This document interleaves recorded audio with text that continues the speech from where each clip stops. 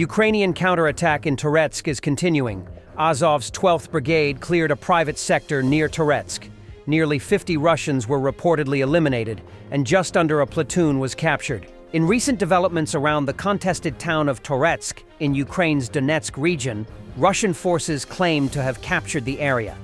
However, Ukrainian officials and military personnel have refuted these assertions, emphasizing that combat operations are ongoing and that Toretsk remains under Ukrainian control. Ivan Timochko, head of the Council of Reservists of the Ground Forces of Ukraine, addressed these conflicting reports, suggesting that Russian declarations of capturing Toretsk are premature and possibly aimed at bolstering internal narratives. He noted that such claims might stem from internal competition among Russian commanders eager to report successes. Timochko highlighted that both military sources and local civilians have denied the fall of the city, confirming that Ukrainian defense systems and counteractions are still active in the area. This incident mirrors previous situations where Russian officials announced the capture of strategic locations before full control was established. For instance, Russian Defense Minister Sergei Shoigu once reported the occupation of Marinka, yet intense fighting continued there for almost a month afterward. Such premature announcements may be part of a broader information campaign aimed at influencing public perception and morale. While Trump is saving Putin, the latter is facing problems on the front lines. Ukrainians are counterattacking in several locations across Donbass, including Pokrovsk, Chasiv Yar, and Toretsk. The Russians report serious issues with manpower, depleted by Gerasimov's endless meat assaults. Of course, there's no need to rush to conclusions. The Ukrainian advances are localized, and there's no guarantee they won't be halted at some point. Below, you can read devastating report from a Russian source to better understand the situation. The situation near Pokrovsk is extremely difficult. Logistics are being disrupted, and there aren't enough personnel. Near Chasiv Yar, we are making slight advances, but the same problem persists. Logistics are being hit, and manpower is lacking in Toretsk. Urban combat is ongoing, with the Ukrainians launching counterattacks. Meanwhile, we continue feeding illusions to the command at all levels. The reality, no personnel, and logistics are being systematically targeted. Why is there a shortage of personnel? Why does the enemy dominate the lower airspace? And why is their advantage only growing? They have aerial assets 24/7.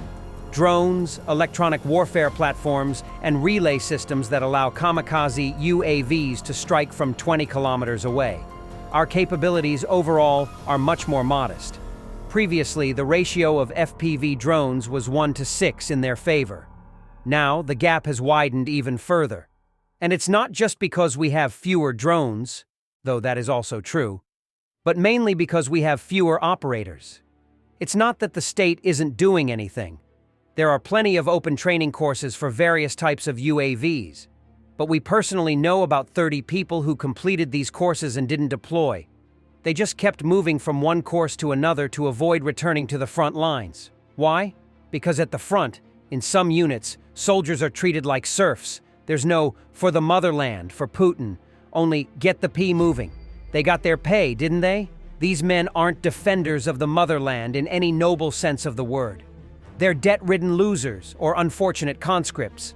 That's why very few want to sign an indefinite contract with the Ministry of Defense. Junior and mid-level commanders, experienced fighters who've been wounded multiple times, are under constant pressure from the enormous boot of the state. Where's the result? Even good men become hardened and stop listening to their subordinates. The AFU has the same issue, but drones are their lifeline. Recently, we witnessed a discussion with people presenting their new developments. Here's the device. At what range is it effective? Well, it should be launched about 2 kilometers from the front line. They don't understand that at both 2 kilometers and 5 kilometers from the front, it's the edge of the world. Survival there depends entirely on extreme camouflage. There's almost no movement because enemy eyes are always in the sky and their strike assets are at the ready. The slightest movement, and something is already flying your way. Yesterday, we were hit by 5 drone attacks. We managed to shoot down 2 and evade 3. But that was pure luck, and luck eventually runs out. just as it will for anyone trying to deliver water or ammunition to the front lines. There probably won't be a ceasefire. And if that's the case, in our subjective opinion, the entire approach to motivation, and much more, needs to change. Otherwise, it will turn out just like in Astafyev's novel, The Damned and the Dead. Instead, it should be, "You can do it, we believe in you, and we are proud of you." Not just for the cameras, but in real, tangible ways. Ukrainian Navy forces destroyed 13 Russian Shahed drones overnight. Watch the combat footage from Odessa region as Ukrainian defenders take down the threats. Ukrainian forces have significantly improved their ability to shoot down Russian Shahed drones through advanced tactics and upgraded air defense systems. They now use a combination of electronic warfare, rapid response mobile units, and enhanced radar detection to intercept drones more effectively. Soldiers on the ground, armed with anti-aircraft guns and man-portable air defense systems, work alongside modernized Western-supplied air defenses like the German Gepard and Iris-T. Events are moving fast. The U.S. is ramping up pressure on Ukraine. All intelligence sharing has been halted, not just for strikes deep into Russia. Sky News reports. Pressure on Russia? Nowhere to be seen. Journalist who mocked Zelensky now claims he's being harassed. Brian Glenn, the Trump-aligned journalist who publicly mocked Zelensky's appearance during the White House clash, now says he's facing thousands of death threats and has hired security. I know by the thousands and tens of thousands of comments I've gotten on social media, death threats, phone calls, I don't know how they got my number. I think the world took it as a snarky comment.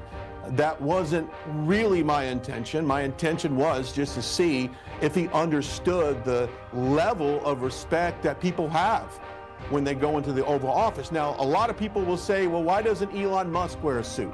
Why does he wear a hat? Why does he take his kid into the Oval Office? Well, Elon Musk is in charge of saving, billions of dollars of taxpayer dollars going over to different, organizations. Zelensky has been given, some say, close to $300 billion in cash and military equipment. So I would think at that point, it does warrant him showing a little bit of respect. A couple of things to pick you up on there, if I may, Mr. Glenn.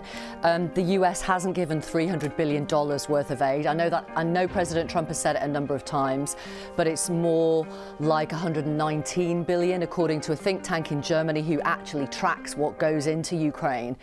And in terms of your point about his attire, many people are saying, look, this is a guy at war. He's been leading his country bravely through this war against Russia for 3 years, and probably what he's wearing is the last thing on his mind.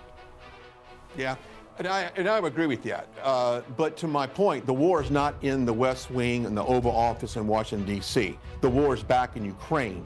And let me be really clear on this, Victoria, because this is some of the hate that I've gotten online.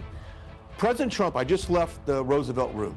President Trump wants nothing more than peace in that region, wants to stop this war. Matter of fact, my first question, Victoria, was about his legacy going down as a peacemaker and someone who stopped a war and didn't start any wars that the U.S. got involved. So that was my first question. So, this is something that he wants to end. Brian Glenn, thank you very much for talking to us this evening. Thank you. Thank you. Good night.